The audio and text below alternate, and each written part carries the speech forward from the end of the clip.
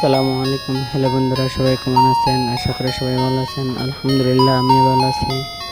আমি আবারও চলে আসলাম রাঙ্গামাটি ফলউইন পার্কে।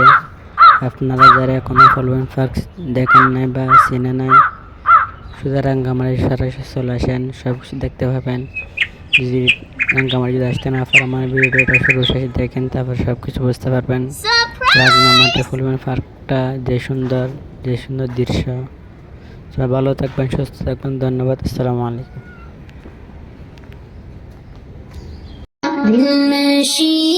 दिलरुबा है मोहम्मद का नाम, किस कदर